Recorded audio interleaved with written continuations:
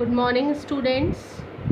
पिछली क्लास के अंदर हमने हमारा चैप्टर नंबर फर्स्ट जो है उसके बारे में मैंने आपको बताया था कि हमारी संविधान सभा के अंतर्गत कौन कौन से मेंबर्स थे और उनके विचार विमर्श के द्वारा 2 वर्ष 11 माह और 18 दिन के अंदर भारत का जो संविधान है वो बन करके तैयार हुआ था।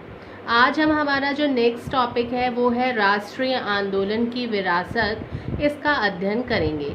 देखिए, इस टॉपिक के अंतर्गत ये बताया गया है कि हमारे देश का जो संविधान है वो केवल संविधान सभा के बलबूते पर नहीं बना है, बल्कि उसके अंतर्गत जो भी सिद्धांत रखे गए थे वो सभी सिद्धांत जो हैं वो हमें राष्ट्रीय आंदोलन की विरासत के अंतर्गत प्राप्त हुए थे और उन्हीं विचार जो हैं उनको हमने अपने संविधान के अंतर्गत शामिल किया है।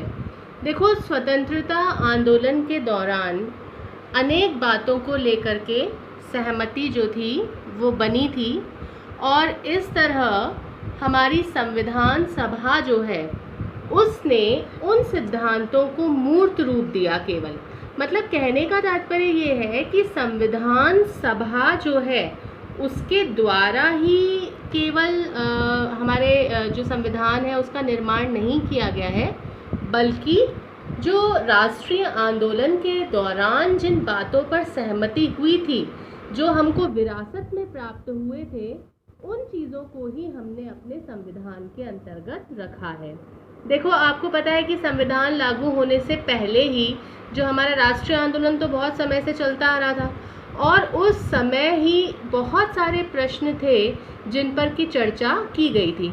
जैसे कि सबसे पहले ये चर्चा हुई थी कि भारत जो है उसमें सरकार का स्वरूप कैसा होना चाहिए, सरकार की जो संरचना है वो किस प्रकार की होगी, या फिर संविधान में हमें किन मूल्यों का समर्थन करना चाहिए, या हमारे देश में कौन कौन सी असमानताएं जो है जो कि बढ़ती जा रही हैं उनको दूर किया जाना चाहिए।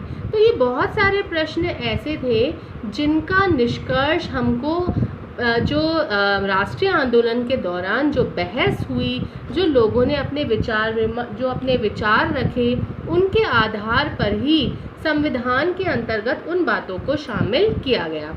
अब देखिए, सबसे इम्पॉर्टेंट चीज़ जो शॉर्ट क्वेश्चन भी बनता है कि राष्ट्रीय आंदोलन के अंतर्गत जिन सिद्धांतों को संविधान सभा में लाया गया था उनका सारांश हमको कहाँ मिलता है? वो हमें मिलता है नेहरू जी के द्वारा 1946 में जो उद्देश्य प्रस्ताव पारित किया गया था उसके अंतर्गत संविधान सभा के उद्देश्यों को परिभाषित किया गया है। अर्थात उसमें ये बताया गया है कि हमारी संविधान सभा के उद्देश्य क्या होंगे। और पिछले भाग में भी मैंने आप लोगों को बताया था कि कुछ हमारे संविधान के मौलिक प्रावधान भी थे, तो उन मौलिक प्रावधानों को भी उद्देश्य प्रस्ताव में ही समाहित किया गया है। अब देखो, हमारा जो संविधान है उसके अनेक मूल्य हैं, जैसे कि समानता का तात्पर्य आपको पता ही है कि भारत में हर नागरिक जो है वो समान है, उसके साथ में उसके धर्म, लिंग, जाति आदि के आधार पर किसी भी प्रकार का कोई भेदभाव नहीं किया गया है। नेक्स्ट, स्वतंत्रता।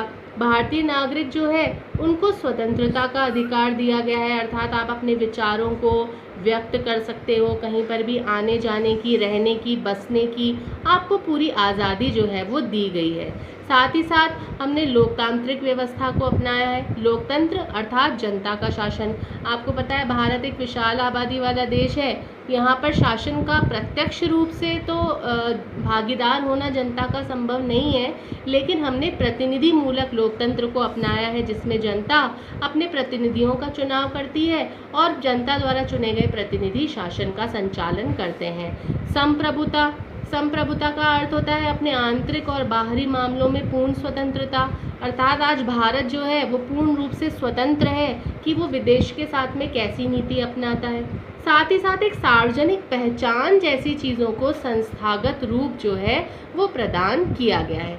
तो कहने का तात्पर्य ये है कि हमारा संविधान केवल नियमों और प्रक्रियाओं से ही भरा हुआ नहीं है, बल्कि इसके अंतर्गत सरकार बनाने से लेकर के क्या उनकी प्रतिबद्धता है, उन सभी चीज़ों को जो कि राष्ट्रीय आंदोलन में लोगों को आश्वासन दिया गया था कि हम इन चीज़ों को पूरा करेंगे, जो वादे किए गए थे राष्ट्रीय आंदोलन में, उन सभी चीज़ों को इसके अंतर्गत शामिल किया गया है। तो हमारा जो एक संविधान है, इसीलिए तो संविधान को एक जीवंत दस्तावेज की संज्ञा दी जाती है, क्योंकि इसके अंतर्गत केवल नियम और कायदे ही नहीं है, बल्कि वो सारी चीज़ें शामिल हैं जिनके बारे में लोगों को आश्वासन दिया गया था।